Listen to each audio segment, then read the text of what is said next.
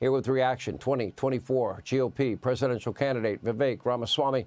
Well, it must be nice if you have all of that security with you and you get to walk your little doggy, along the streets of D.C. I guess you don't have to worry about getting the crap beat out of you or getting your car jacked. It's another example of the liberal elite being insulated from the very problems that they create. But let me just say a word about this border crisis, Sean. The border crisis at our southern border right now is the single greatest challenge that this country has faced since 9/11. And I don't state that lightly. You've got 10 million coming over illegally under Biden's tenure alone. If you look at broader estimates, that's closer to 20+ million. I think the actual number is going to be well above 20 million illegals in the United States right now. And even if you assume 99% of them have no criminal intentions, that means 1% does. That's 200,000 hardened criminals roaming this country, if not more, as a consequence of those loose border policies. So the relationship between this crime wave and the border crisis, that's not a coincidence. In fact, I think that I fear laying the groundwork for even a future event, God forbid, like 9/11, until we get serious and actually do something about it, both sealing that border and deporting anybody who's in this country illegally. If your first act of entering this country breaks the law, it should be no surprise that many of these people continue to break the law while they're here. And it has to end, and it's going to take a new president to deliver that. So we learned a lot about you in the Republican primary. Actually, I learned a lot about you personally on the show, is that you like verbal combat. You have no problem mixing it up with people. We now know what the Democratic plan is. They'll demagogue abortion, democracy in peril, January 6th, Republicans are racist, sexist, homophobic, xenophobic, Islamophobic, transphobic, and want dirty air and water. Okay. Now the question is, they can't run on their record. What do you tell Donald Trump? What is the best way for not only Donald Trump, but for every Republican that is going to be lied about when they demagogue abortion? What would you advise them to do? How should they answer that? Yeah. I would say forget about the other side. The other side is full of hypocrisies. If we're naming their hypocrisies, we'd be busy all day.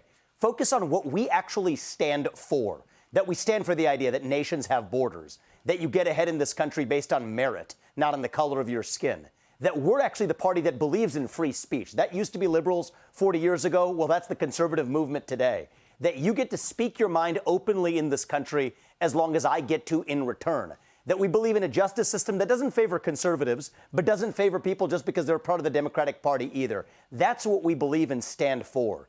And I think part of the reason we didn't have that red wave in 2022, Sean, they tried to blame Trump, they tried to blame a lot of other issues. No, the reason we didn't have it is that we have to define what we stand for. We can't just criticize Biden. That's my advice to Republicans running up ballot and down ballot. Here's our actual alternative vision for the country. Let me take a little issue with you on this. And we're going to unite the country more than the other guys will. I agree with everything you said about you've got to run on a platform, and certainly pointing out Biden's failures is not going to be hard. How's the border working out for you? How's defund, dismantle, no bail laws working out for you? How do you like paying $5.50 a gallon for gasoline in California right now? All of these things. Are you happy with America abdicating its role on the world stage as the leader of the free world and abandoning Israel in the war on terror? However, where I might disagree with you is here. I would argue any Republican running for office, if you're being lied about, you better fight back, and you better hit them hard, and you better let those voters know that you're being lied about. And I think Republicans are too timid sometimes to call out a lie when it is a blatant lie. And if they do that, I think they're risking being defined by a corrupt, lying opponent. So, Sean, I wouldn't say we disagree, but I would say we build on that. As you know from watching me on the campaign trail, I'm not afraid of calling out a lot of the mainstream media to their face for those lies.